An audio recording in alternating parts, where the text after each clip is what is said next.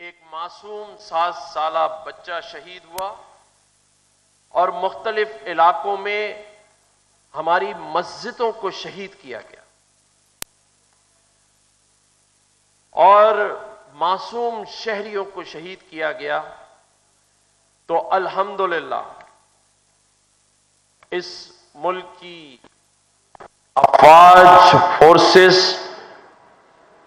نے دن کی روشنی میں جو جواب دیا، اس جواب کی وجہ سے آج یہ پوری قوم ایک نئے حوصلے کے ساتھ، ایک نئے عزم کے ساتھ مجھے انشاءاللہ تعالی آگے بڑھتی نظر آ رہی ہے، کیونکہ میرا یہ ماننا ہے کہ یہ ملک پاکستان اس قوم نے اور اس کے رہنماؤں نے لا الہ الا اللہ محمد رسول اللہ کے نام پر حاصل کیا۔ یہ رمضان المبارک کی 27ویں شب کو حاصل کیا گیا ہے، اس کو ہمیشہ اللہ کی غیبی طاقتیں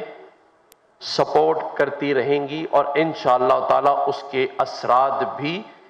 نظر آئے ہیں اور نظر آتے رہیں گے۔ آج کا یہ جو فورم ہے، یہ جو کانفرنس ہے، میں اس پہ بات کروں گا، لیکن اس سے پہلے میں مبارکباد دینا چاہتا ہوں پاکستان کے تمام فورسز کی لیڈرشپ کو اور خاص طور پہ فاتح سپہ سالار جنرل حافظ عاصم منیر صاحب کو، کیونکہ انہوں نے ایک جنگ نہیں لڑی جو بھارت سے لڑی، وہ 2 جنگیں لڑ رہے تھے۔ اپنی اپائنٹمنٹ کے بعد سے پاکستان کے اندر دہشت گردی کے خلاف اور کچھ اپنوں کے بیرونی سازشوں میں شکار لوگوں کے خلاف اندرونی جنگ لڑ رہے تھے، اور اپنے اصحاب کو اور اپنی خود اعتمادی کو ظاہر کرتے ہوئے انہوں نے کبھی کسی لمحے پر نہ مجھے ان میں مایوسی نظر آئی، اور جو افواج پاکستان کے خلاف پچھلے 1.5 سالوں سے جو سوشل میڈیا پر مہم چل رہی تھی، جسے میں نے ہر بار آپ سب بزنس مینوں کے سامنے، علماء کرام کے سامنے رکھا کہ یہ ایک بیرونی سازش ہے، اور وہ سازش صرف اس ملک کی معیشت اور ترقی کو روکنے کی سازش ہے۔ تو ہمارے اس سپہ سالار نے دونوں جنگوں کو خوش اسلوبی اور کامیابی سے لڑا، اور اللہ تعالیٰ نے اس قوم کو وہ کامیابی نصیب کی ہے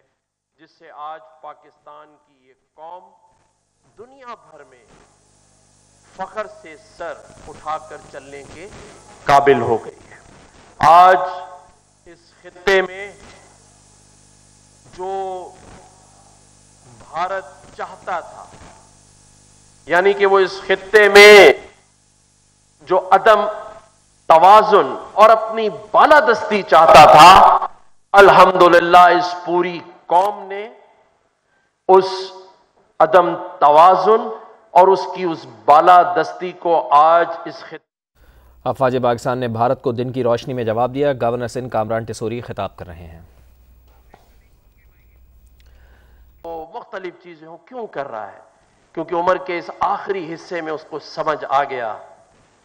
کہ اپنے لیے بہت کچھ کر لیا، اب وقت ہے دنیا میں ایسا کام کر کے جائیں کہ وہ بھی اپنی آخرت اچھی کریں۔ ہمیں اپنے اندر احساس پیدا کرنا ہے۔ ہم مسلمان تو ہیں لیکن احساس نہیں ہے۔ ہم پاکستانی تو ہیں، آزاد مملکت میں رہتے تو ہیں، لیکن ہم میں احساس معذرت کے ساتھ ختم ہو چکا ہے۔ ہم اپنے حصے کی ذمہ داریاں اوروں پر ڈال دیتے ہیں، اپنے حصے کا کام نہیں کرتے اور کہتے ہیں کہ حکومت بھی کچھ نہیں کر رہی، ہم ٹیکس پورا نہیں دیتے، ہم ٹیکس کو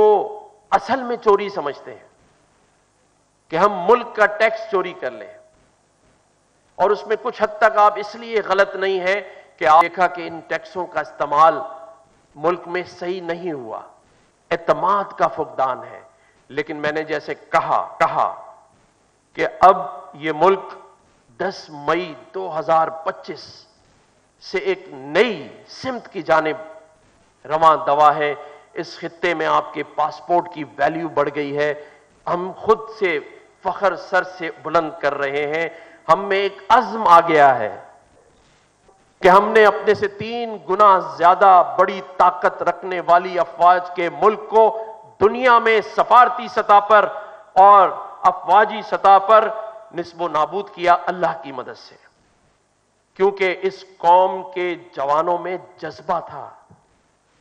اس قوم کے سپاہیوں میں جذبہ تھا، اس قوم کی غیور ماؤں اور باپوں میں جذبہ تھا۔ تو جب جذبے اور حوصلے سے 3 گنا زیادہ بڑی فوج سے جنگ جیت گئے،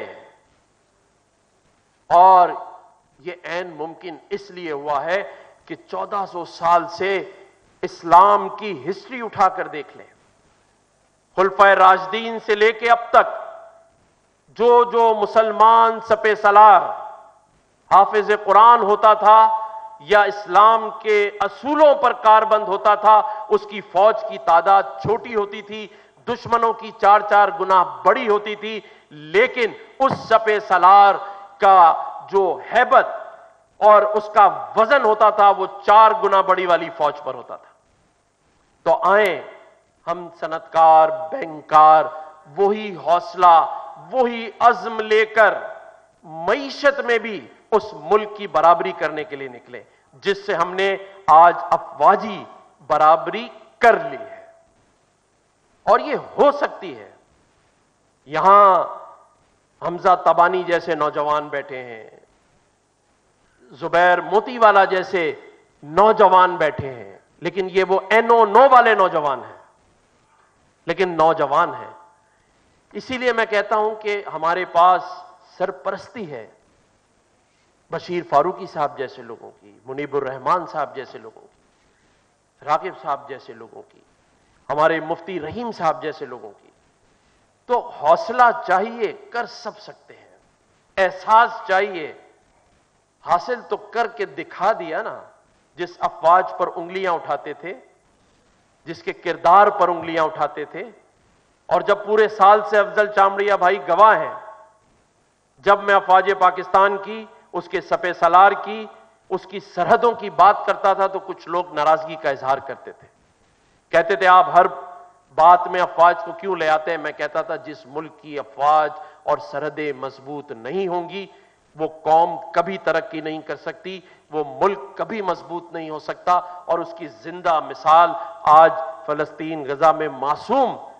لوگوں کا شہید ہونا ہے، جس پر ہم سب کی، تمام اسلامی ممالک کی بے حسی اور خاموشی آخرت میں ہم سے سوال کر رہی ہوگی اللہ کے سامنے،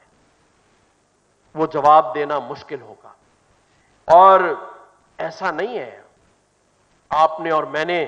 قبرستانوں میں وہ قبریں دیکھی ہیں جو اس لیے نہیں لڑے کہ انہیں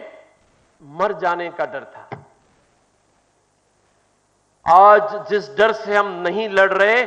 وہ قبریں تو بننی ہیں، نہ پیدا ہونے کا ہمیں پتا تھا، نہ مرنے کا ہمیں پتا ہے۔